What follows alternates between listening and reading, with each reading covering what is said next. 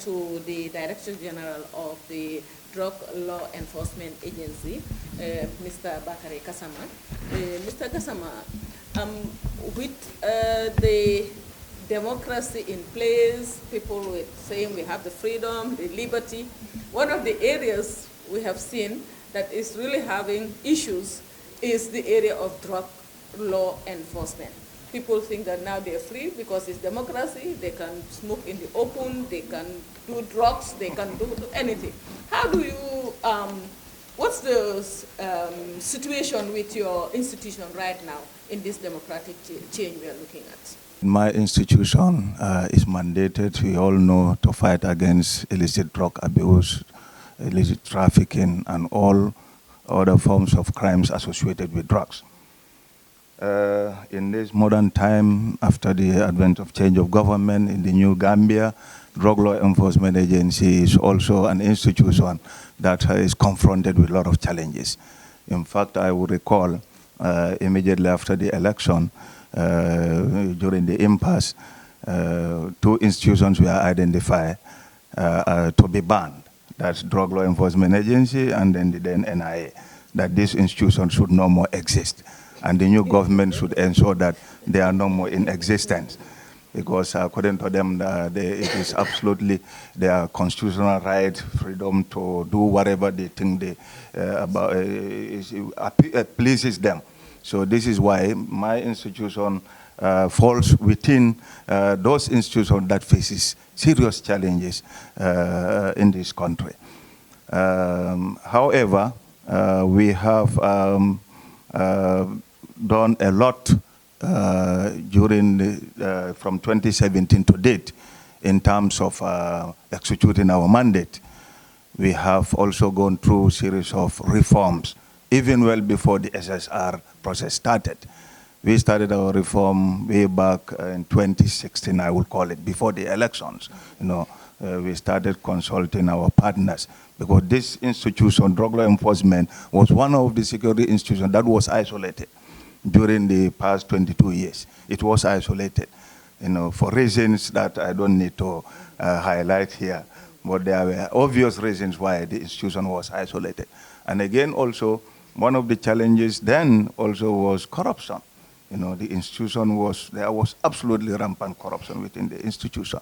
And where there is corruption within the institution, definitely a lot of challenges will arise, in ensuring that they cope or they execute their mandate effectively.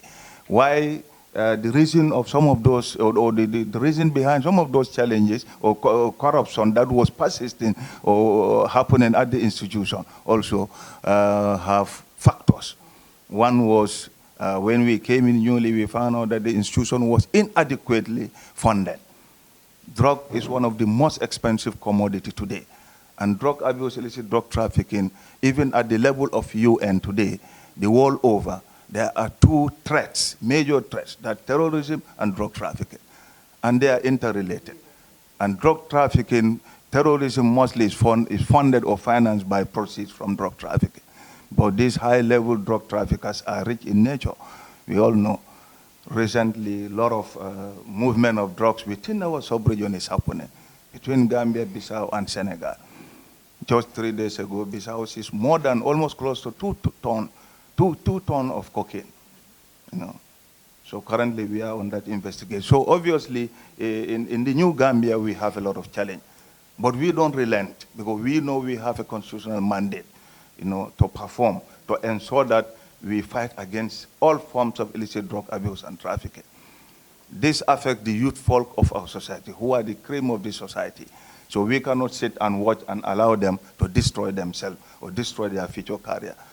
They need to venture into valuable businesses or ventures that will create opportunities for them to better their life tomorrow, to take care of their parents when they grow old age.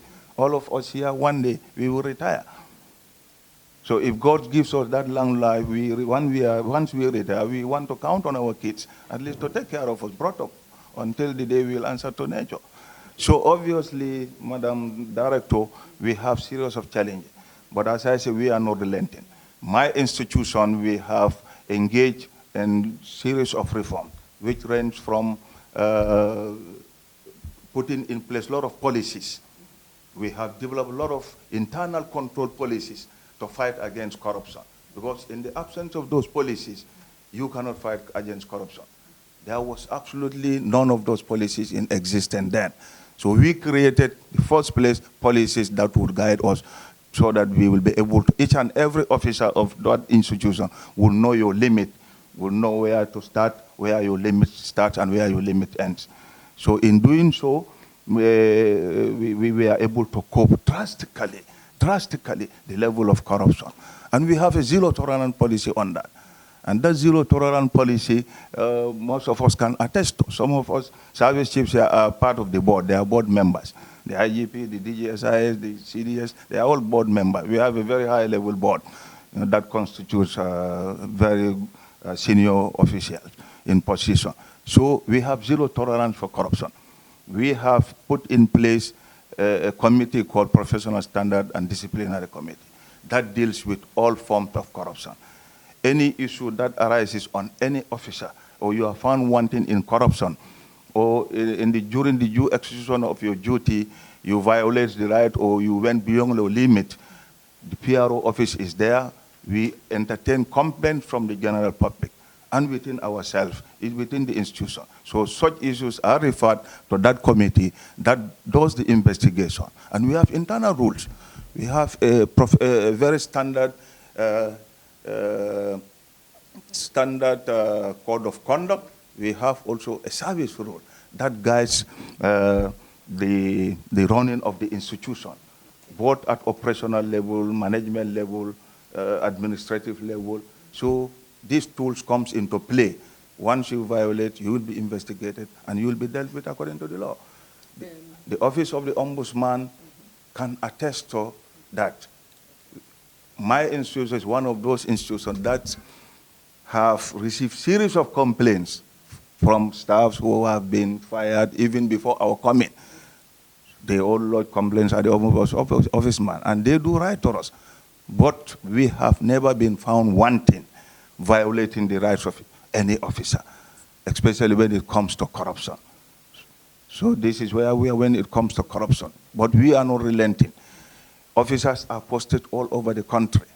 We are being supported by the Gambia Police Force. Almost we are hosted by the Gambia Police Force because we don't have our own stations where we exist, where we appear. In most of the stations, we are lodged by the Gambia Police Force. And of recent, they have given us spaces. Now we are constructing our own offices. We are constructing offices in Bansang, Elaral, Basse, Brusubi, Brikama, you name them.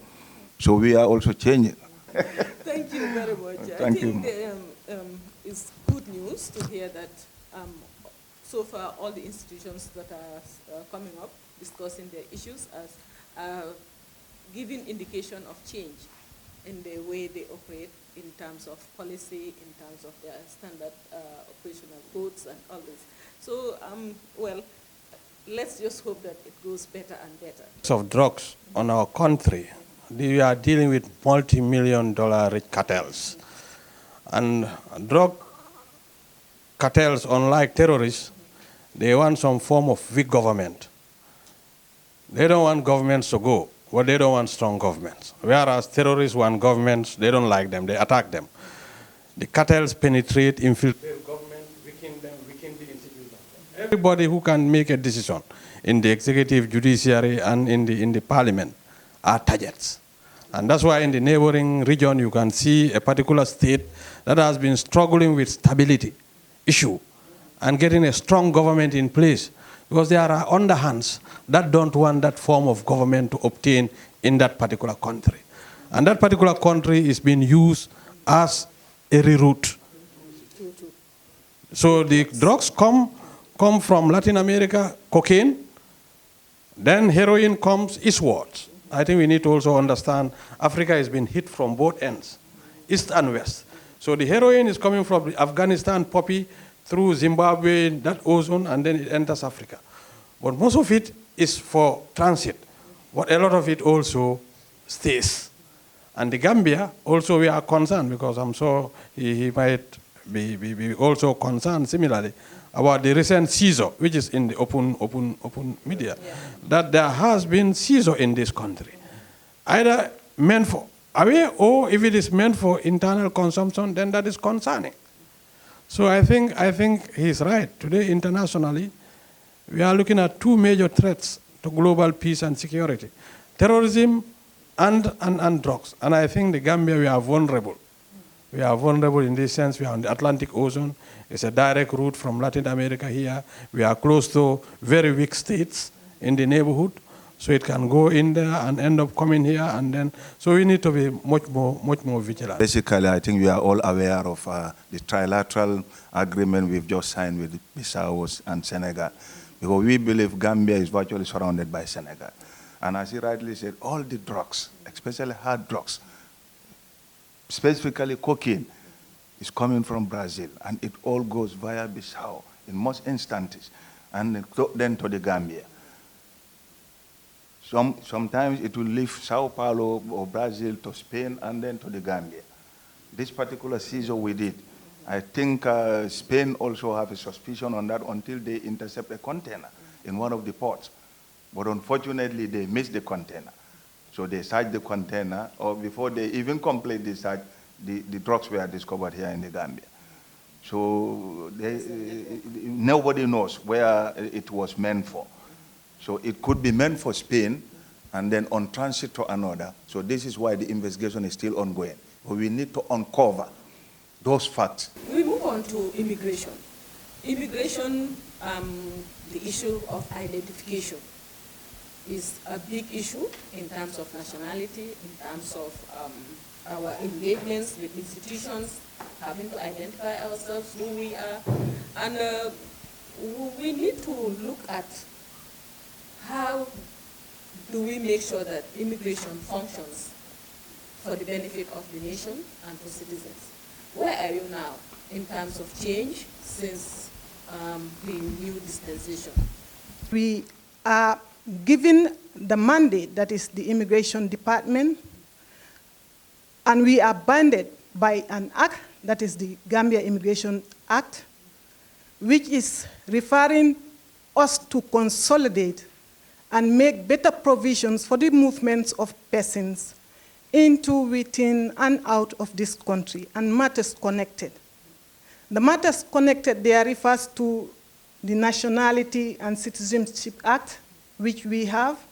We equally have the Aliens Act, which is also binding us to make sure that we go through to control the movements of persons.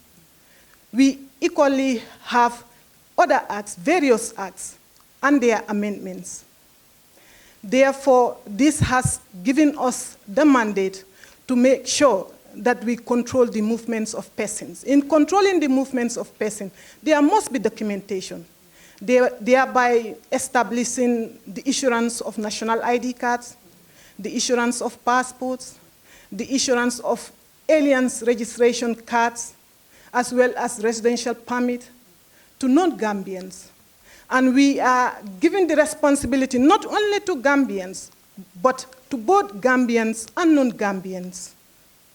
And we have gone by extension to make sure that anybody coming in and going out, we have what we call the data entry system, where this thing is being, saved.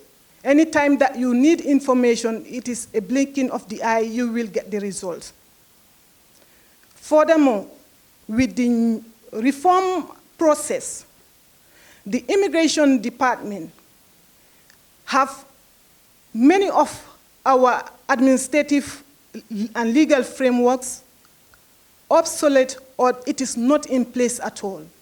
For example, the Immigration Act, which was being established since 1965, as at now it doesn't align to the realities that we are facing on the ground. That has made us to make sure that it is being amended at our level. And we have established two committees, that is the executive committee as well as the steering committee. These two committees normally go through a document that is let's say, for example, the Immigration Act. They will go through the Immigration Act, make sure that they put in the necessary amendments as per the realities on the ground so that our problems can be addressed. And then from the executive committee, we have the steering committee. By virtue of the fact that you are part of the core command, and the core command comprises of 6 people, that is the director, the deputy, and then the 4 pillars of the department, which encompasses all the units of the institution. We come up with that document, peruse through the document, make sure that it is aligned to whatever mandate implementation is given to us, and as per the realities on the ground, to be able to address them. We have also made sure that most of these documents that are not in place in the department, for example, we try to develop the job description for the department. Because in any department, if there is no job description, meaning that we will be coming to work on daily basis and then intruding into other people's area of responsibility, that we were able to do. We are also able to establish the organogram, an organogram for the institution, to make sure that we align all units to different components of these processing pillars. We were able to also draft a policy document on promotion and deployment. And it goes for vehicle control policy document. We also have developed the reform agenda for the department. We also have the strategic policy document or strategic plan for the institution. So therefore, there are a lot of legal frameworks that we have developed, drafted. Some are being approved by the Ministry of Interior, and we have only a few that are left. And I believe that with this process, it can be able to reform the institution. It can be able to help us restrict ourselves to our mandate implementation, rather than going out of what is expected of the department. Now, when it comes to capacity building, we have been engaging our staff to make sure that they align themselves to the new democratic principles, so that at the end of the day, whosoever you are attending to, your approach and the manner that you talk to the person goes in line with professionalism, the core values of the institution, that is the ethical behavior, respect for diversity, and so on. So therefore, we are on stage to make sure that many of them are being addressed. And again, we are trying to find out about the status quo of the issuance of national ID card. We have established, we have operationalized the issuance of national ID card here in Banjul, but first and foremost, the headquarters is in Kanifing. In Kanifing was the first one that we established in October 2018. We went further to that of Banjul. Now in Birkama, it is being operationalized in Birkama. And furthermore, in Basetu, it is being operationalized. Presently, the ones that are ongoing is Janjambure, Soma, and then Farafenye. But it is in high gears to make sure that it is operationalized this year. Again, when it comes to the nationality and citizenship, there lies the problem of some of our Gambians.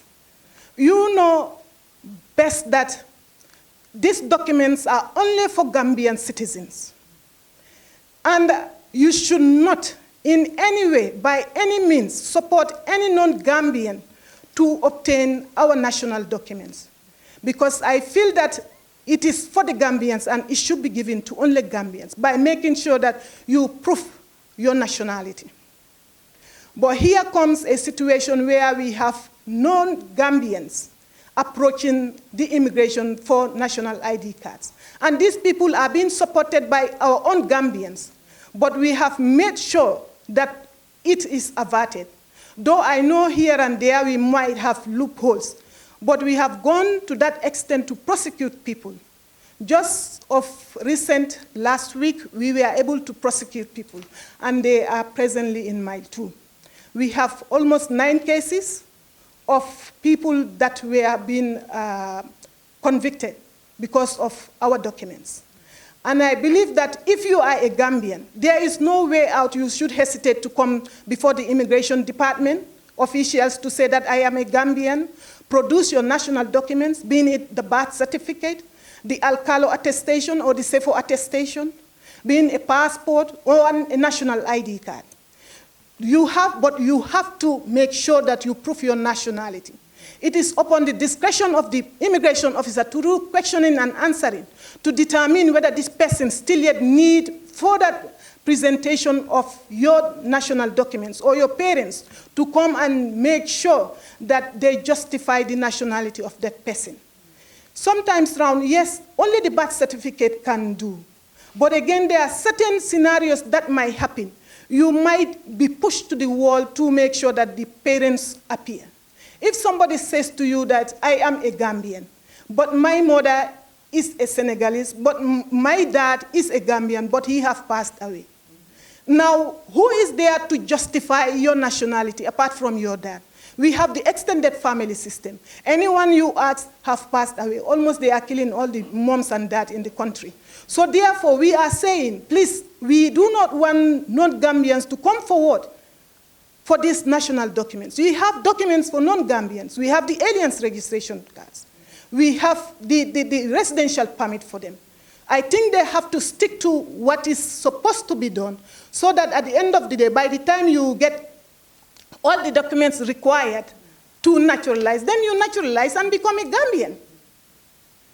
We have at this juncture also, apart from the legal frameworks that are some of them which are obsolete and some are not in place, we have also gone by extension to make sure that capacity building is a priority for the department.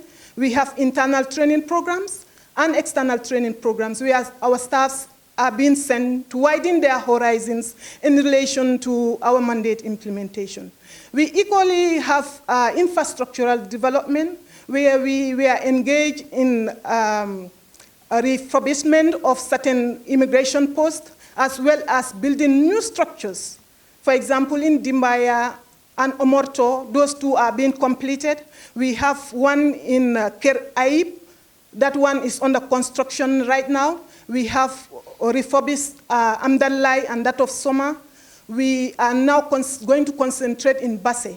I believe that with the structure in Basse is going to address all our problems. And very soon we will commence that of Basse. The other component that I may like us to discuss is about still yet the national ID card.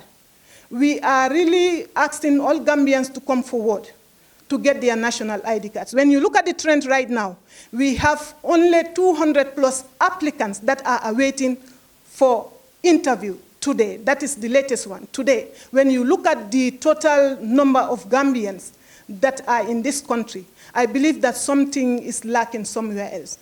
Because all the structures that are in place, operationalizing ID card, we are expecting a huge turnout. Yes, but for today, at this juncture, we have around 200 plus applicants that are supposed to be interviewed today, countrywide. I think I would like to stop at this juncture to wait for upcoming questions. Thank you. Okay, thank you very much. I think this is a very interesting area, and maybe you want to come in here. Thank you so much, Madam. I think you have given us a very impressive outline of your programs and policies and the challenges that you are faced with. I think more than any other agency, yours is actually inundated with so many problems. And then I think sometimes lack of clarity about who exactly is a Gambian citizen has been one of the biggest predicaments that you are faced with. Too many Gambians, if you are born in this country, they believe you are a Gambian. You know, if I have a Senegalese father and a Guinean mother, and I was born here, I'm not a Gambian. I know that. But how many people know that? The argument all the time on the streets is that I was born here. My brother was born here. You see, in places like America, even if you are born in their airspace, you are American. In the Gambia, it's different. But what do you do as an agency to educate the people that to be born in this country does not necessarily make you a citizen. I think that's a very crucial factor. I was going to talk about something else that I think is also very important, and is the question of pedophilia.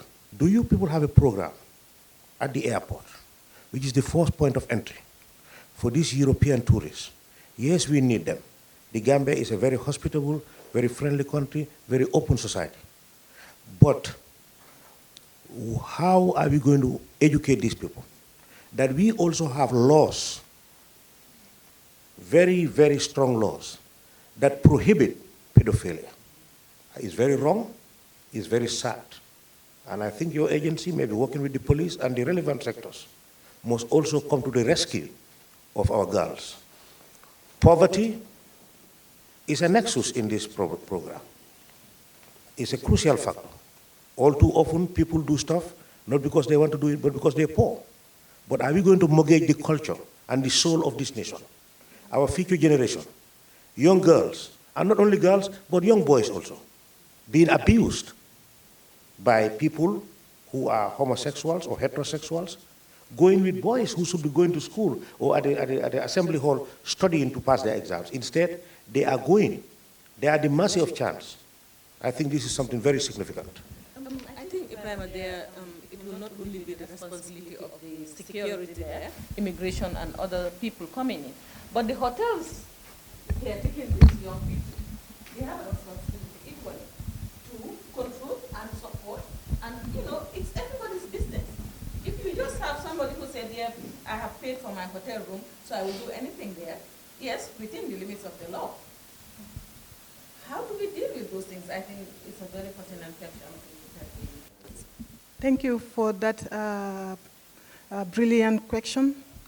In relation to the nationality of our Gambians, we know that we have established a unit called the Community Engagement Unit.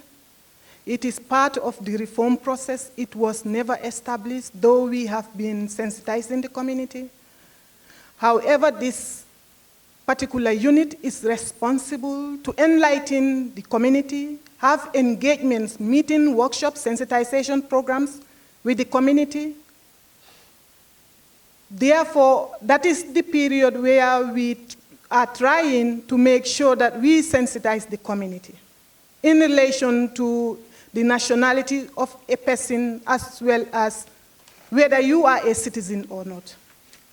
We have a vigorous patrol team that will be going out with this community engagement unit so that they will be able to enlighten the community as well as control our borders to make sure that they avert any incident that might be foreseen, as well as avert those people that are coming up with that concept of saying that I'm a Gambian, but both parents are not Gambians. We want to clear in the media that the Constitution is saying that one of your parents must be a Gambian before you become a Gambian. When both of them are Gambians, it's okay. But again, it is saying if one should be a Gambian before finally become a Gambian. So therefore, if both parents are not Gambians, you cannot get the citizenship of this country. Again, coming back to the issue of tourists, we know that at the airport we have tourists coming in highest number from the airport. We also have them coming through our borders. But all these people coming on board, normally when you ask questions, because I have been in the airport for some time, deployed and redeployed. Anytime that they land at the airport, I am coming in as a tourist. And the agreement between tourist industry or the tourist sector with immigration is that tourists are allowed to come in. And they have the right to come in. But again, be cognizant of the fact that they should not be using our minors to be doing illegal acts.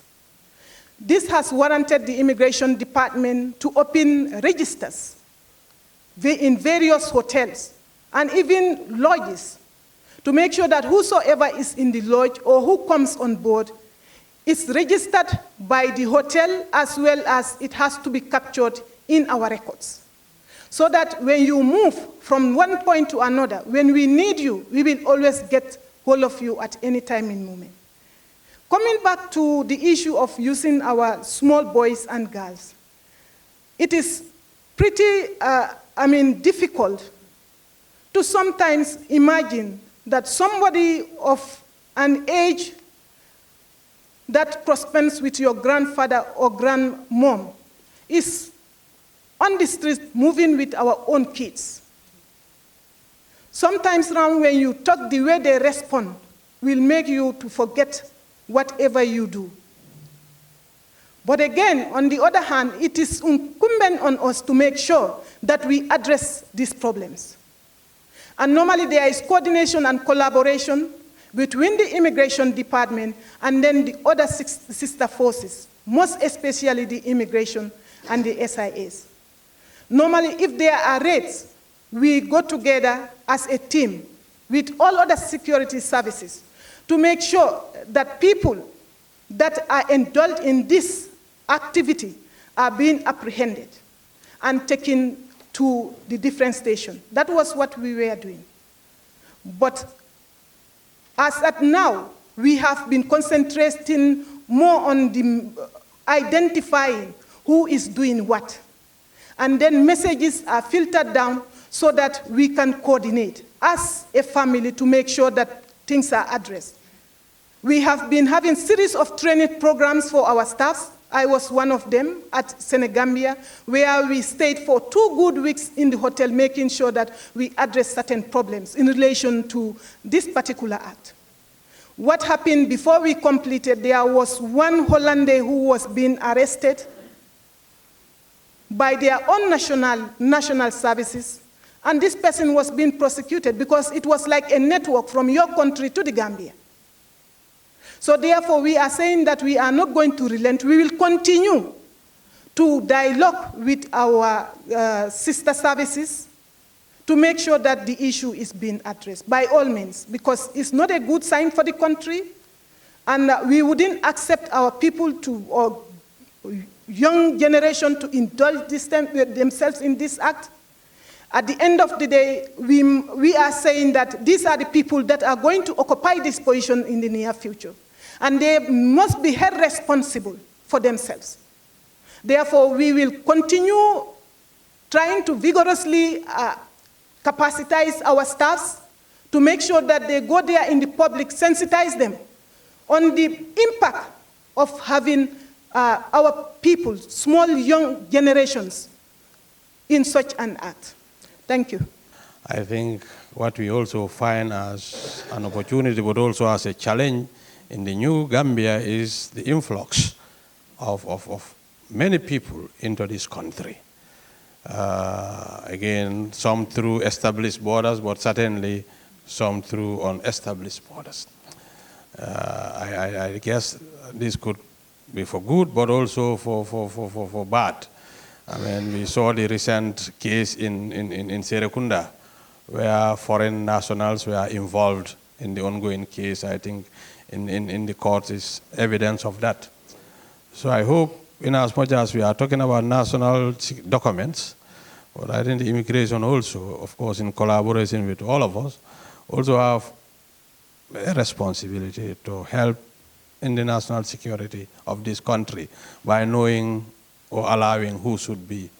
Of course, with respect to all other protocols. You know, we know we are in an ECOWAS region where there is free movement of people. But who do you let in the name of ECOWAS? Who can you also prevent in the name of national security? I think that will be a challenge, and I think the answer to that would not lie only with immigration, but we as security institutions need to think around that. Just in the event, are these going to be ready hands?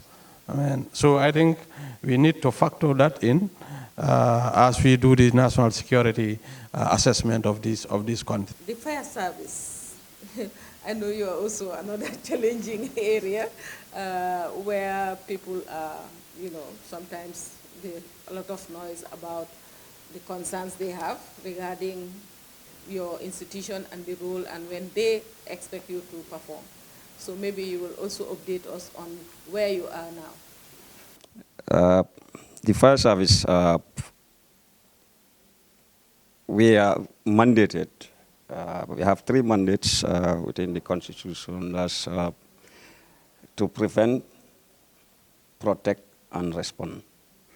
And our main functions to save life, to prevent the destruction of fire, to render humanitarian services. We are trying to reform. When the security sector reform came into it, there are lots of reforms we are doing. Our act was really absolute. From 1948, it has never been amended, and a committee has been put in place to look into it and try to beef it up.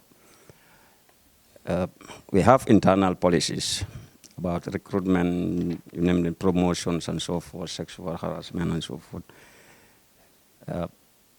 The challenges are imminent, there are many.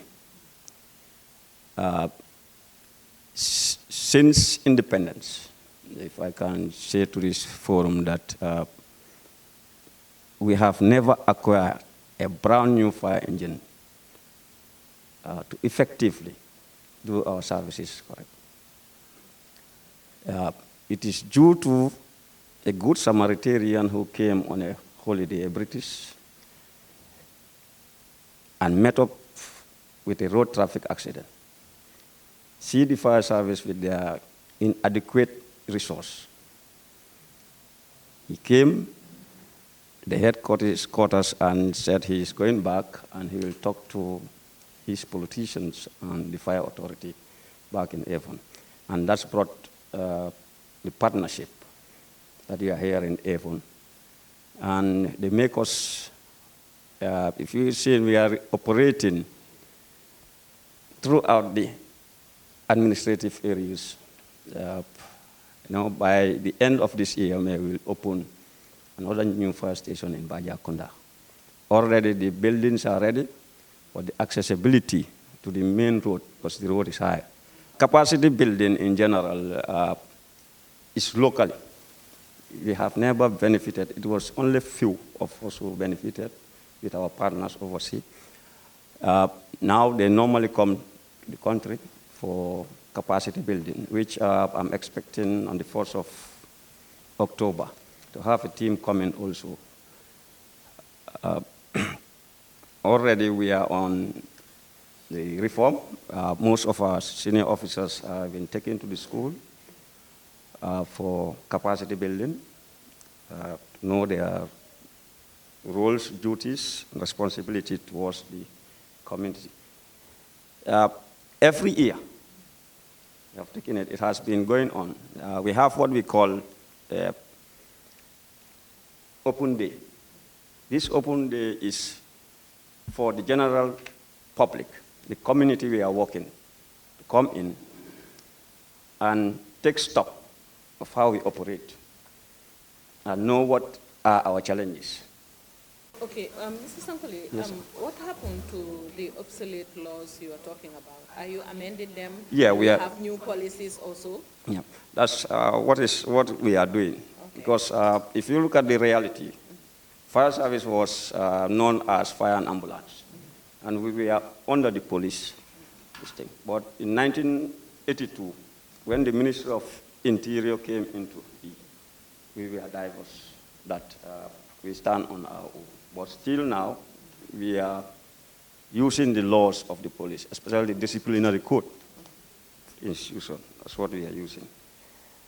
We have lots of challenges here and there for the fire brigade. If you go to traffic congestion, when we are called on fires, you look at the road, the people, the mindset of people. Firemen are going to fire. They are not going to fire. So we don't have that easy access of going to this thing. False call. People call us unnecessarily, wasting the resources of the government, because they thought that maybe the fire service, the fuel we are using is from our pocket, and they don't know that it's from their taxes. Late calls. People will sit until the fire engulfs or somebody die, like somebody fall on a well, you don't call in time. Wait until it has gone beyond. That's the time you call. So if you reach, it's a challenge. Insufficient hydrants. This is also a challenge. There were 2 towns in the Gambia which were well planned. That was Banjul and Janjam. Serekunda, you name them. Those towns coming in, they are not planned, well planned. So it's very difficult for us to ply. You call us on a fire at Wirengara, there is no hydrant, maybe you come up to Serekunda to refill your tank. A tank of 1,000 liters. 3 minutes is off. Then you have to go back. And the fire will not wait. It will not die down. It will not wait for you. So you have to go and replenish water and come back. So we have lots and lots of challenges within this thing. And we are trying to manage with what we have. Try to serve. Try to make sure that we serve our taxpayers up to our expectation with the little resources we have. But also, we are telling the general public, fire service is not a cheap institution. It's very expensive. Our partners giving us this vehicle, they don't give us the whole equipment within. Sometimes they give us the empty tank, the 2 pipes on the other side. But the small gears within the vehicles are not set. I'm urging the citizenship, let them bear with the security. Name it, police, SIS, the fire service. We are doing our utmost to make sure that we work to expectation, what they want, but resources are our main problem. Okay, thank you very much for that. I think we'll have to move for the last 2 for this round, and I take a break. At this point, we have Mr. Ansumana Mane, who is the Director General of Prisons. Prisons. Have anything moved? Thank you very much, Madam Moderator. Office of the President. Has been reiterated by my colleagues. Almost all the institutions are mandated with tasks and responsibilities, which prison is also part of. And as for the Gambia Prison Service, our mandate lies on 3 R's. That is reformation, rehabilitation, and reintegration. Of course, there might be challenges, but however, we also have registered tremendous progress with regards to reforms.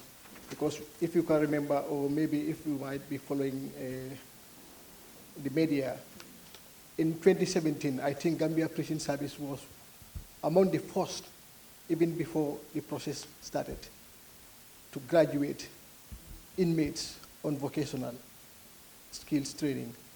And it has been covered countrywide, even by international medias.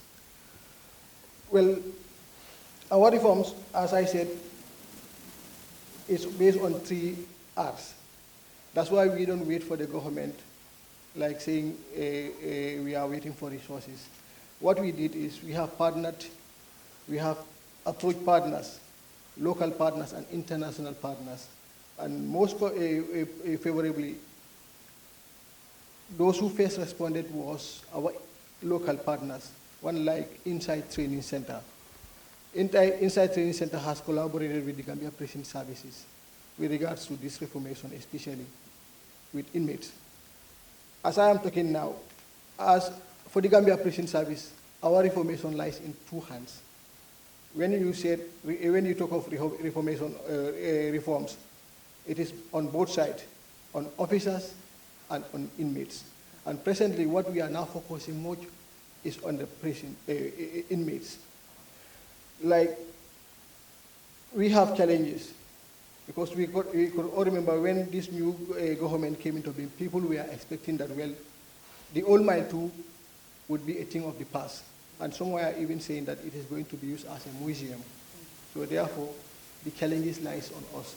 Because everybody was expecting that the Gambia Prison Service, it is their responsibility to have a new precinct, which is not the case. And if you are also following, we have been having series of disturbances, of which my colleague service chiefs were all aware of, like the conditions of the precincts. You mentioned that, well, whether things have changed. Things have changed.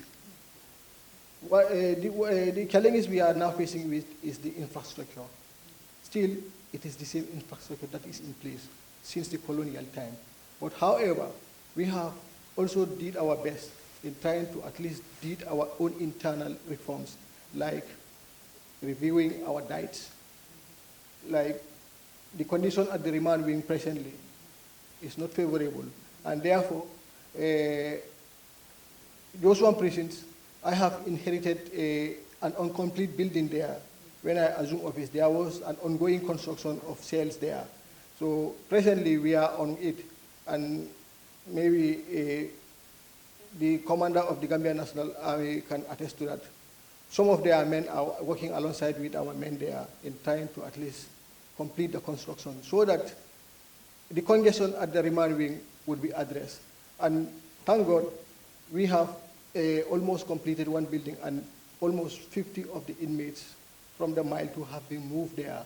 And also we are now working on another building in order to decongest Mile 2. The reforms are ongoing. We are on the vocational training side, and presently, the Kikin also, there is an ongoing construction at the Kikin, whereby we wanted to at least upgrade their feeding conditions. I could remember there was a pledge by His Excellency the President, who has pledged almost about a very good amount of money for the refurbishment of the Mile 2 precincts. And thank God that we have now received the fund, and the construction is almost at the finishing stage now. So all those are reforms that are presently going on. Also, with regards to access to justice also, not long ago, sometimes in July, we have signed an MOU together with the National Legal Aid and the Gambia Bar Association in order for all inmates to have access to justice and at an affordable cost. Whereas there wouldn't be any backlog of cases, because that presently is the thing that is hampering the prisons. All the congestion you've seen in the Mile 2 prisons is about the delay in court processes. So also there is an MOU signed with that, and definitely offices have been created in all these three prisons, Mile 2, Yanjambure, and Josuang. And lawyers now have been identified to start work now. So all those are processes that are going on presently. Okay. Mr. Job, corruption is said to be the biggest problem we have in terms of institutions. I think it was raised in virtually every institution is alleged to be corrupt. But it's not the buildings, it's the people. It's the institutions, enforcers of laws who are there, who need to enforce them. It's the people, the citizens, who have responsibility. How do you deal with this issue of corruption in cutting on the revenue that the state needs to have in a situation where today we have seen what has been coming out from the commissions? We have heard what the issues are. How do we deal with those issues in this new dispensation of democracy, human rights, but at the same time taking the responsibility as citizens to ensure that the funds that are meant for the state goes to the state, so that the state can take responsibility of its other social responsibilities it has? We have our vision as to be an efficient revenue administration that supports national growth and development. That is not an easy task. We all understand that the Gambia is a tax-based economy, and most of our funding and projects is derived from the revenues collected. And the responsibility, 85% of it is given to GRA, now Gambia Revenue Authority. Naturally, it goes with a hype. People may misconstrue and misinterpret us. But during the course of my explanation, you will understand what our responsibilities are. Based on our vision, we have also missions. How do we carry out our function as a revenue institution that wants to be efficient to support national growth and development? We have three basic missions. One is to collect, account for all revenues that are legally government. I repeat, to collect and account for all revenues that are legally due to government. Legally due to government, because you don't collect revenue that is illegal, meaning all importations that are authorized legally must have to pay some form of duty. Number two is to ensure that prohibited materials and/or restricted materials are not allowed for importation. Prohibited would go to drugs and uncut diamond or rough diamond, and restricted would go to arms and ammunition. So we are supporting other institutions in their quest to control the importations of illegal or restricted. You can import firearms and ammunition only when you have been given license by the police. Then GRA would have to collect revenue. And the third thing is to act as backup security to all services. By nature, GRA is a combination of civil and services, i.e. customs. So naturally, because of our custom identification, we are regarded as members of the Armed Security Service. So naturally, we have a function to do. That's why we are today. Now, let's put it this way. Anywhere you have a revenue institution, like I was saying, the hype must go in terms of relating it with corruption. That's what people perceive. That may not be the facts in reality. In the Gambia Revenue Authority, we ensure that all importations pass through approved routes. And when you pass through approved routes, then you are bound to be examined, and you present your documentation, and the necessary computation and levy is put on you. It is only when you pass through unapproved routes that you are regarded as trying to smuggle. And in which case, the Customs Department or government is empowered to confiscate. So often you may hear Customs announcing auctioning. It happens in two ways. One, if you bring in your merchandise and for 3 months you have not been able to clear it from customs, the law has given GRA the powers to auction. Otherwise, if there has been some confiscation, seizures, the law demands that it should be auction. And auction cannot go in the absence of a gazette, meaning we are following due process of law. Then you start telling me, what do we do to ensure that everybody pays? You know, the procedure in customs clearance is that when the onus is on you to make a declaration. When you bring in anything in this country, legally, it is your responsibility to make a declaration. There is what you call said to contain and found to contain. When you bring in, you make a declaration, this suitcase is said to contain 10 boxes of ivory. When it has been examined, because customs do not charge duty in the absence of verification, when we verify, it is found to contain. Then if your declaration was 10 packages, and we have found 15 packages, the law gives us the opportunity to confiscate. And when we confiscate, we put penalties for failing to declare. There is misdescription, false declaration, false misrepresentation, all these advices that people use. Everybody knows that people don't like to pay taxes, even within us sitting down here. You come, they'll say, yeah, I'm this, I'm that, you know. Everybody thinks this is personal effect. People don't even understand what personal effect is all about. Custom officers and GRA staff will bring in their cars for personal use, but they pay duty. Because if everybody goes with personal effect, then the government cannot be able to collect revenue. And then services and other things would go, would have a problem. I'm sure you will recall the case at airport. I was there as the head. People start complaining, yes, you just bring in 4 mobiles, we are not supposed to pay. I agree. There is a mobile that costs $50,000. If you multiply it by 4, it's $200,000. And 40.75% of that is almost about $170,000. So if everybody brings 10 people, how much money are you telling me that government is losing? But for humanitarian grounds, the Commissioner General of Customs said, no, we have 4 GSM companies we can let go. When people travel, by virtue of our nature in Gambia, we understand that people bring in Yobal. So we can allow that. Bring in 4 people. But you'll see people with 6 mobiles, and they don't want to pay the extra 2. These are the kind of situations. These are the people who go on social media and say custom officers have been caught. The other thing comes in this way. Now, I have had people explain about all the reforms that are going on, which emanate from the assessment report. I am, by the way, a member of the drafting committee of the SSR, and I would not talk anything in the presence of the NSA. But I'm just trying to say that everybody is trying to align themselves with one, the National Development Policy Plan, two, the assessment report, three, the National Security Plan, and now the Security Sector Reform Strategy and NSA. Every one of these that we are talking about goes to funding. And who does the collection of money for funding? So economic threat is one of the most important. In terms of national security strategy, revenue collection is one of the most important threats, without which this government would not go. So for you who are deeply involved in government, you will know that 60% of the collection from government, from GRA, goes to debt relief. So government is only left with 40%, 10 of which goes to projects and 10 of which goes to salaries.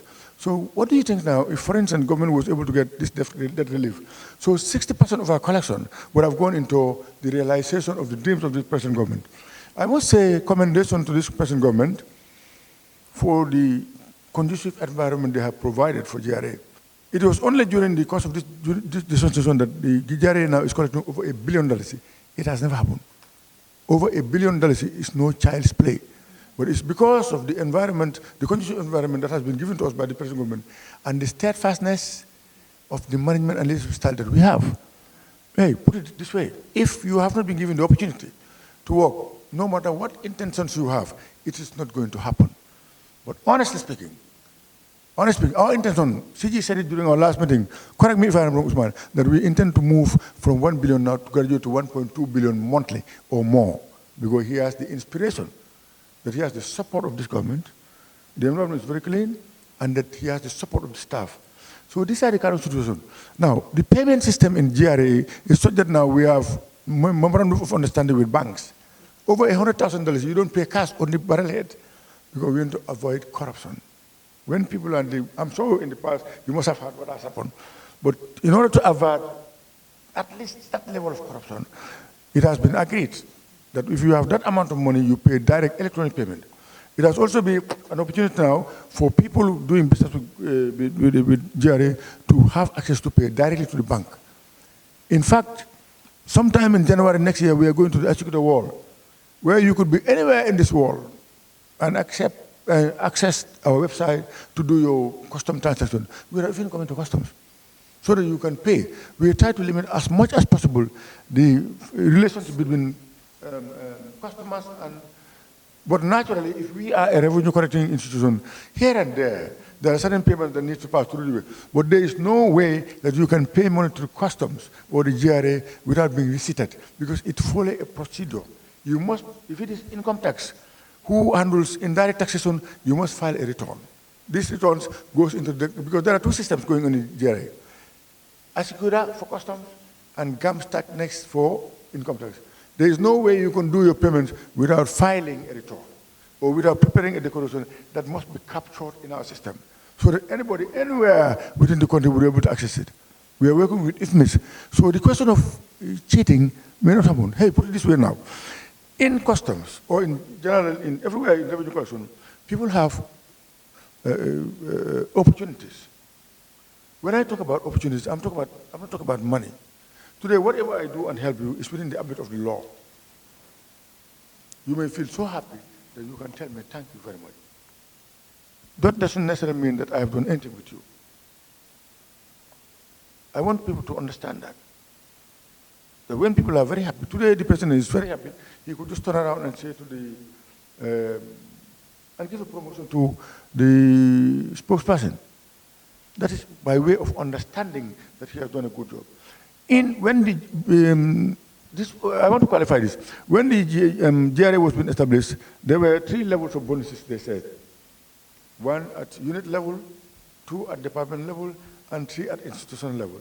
I mean, it only happened once during the past 22 years. But I think within the period of this new dispensation, it has happened once or twice, am I right? As a form of motivation. So we appreciate, these are the thank you I'm talking about.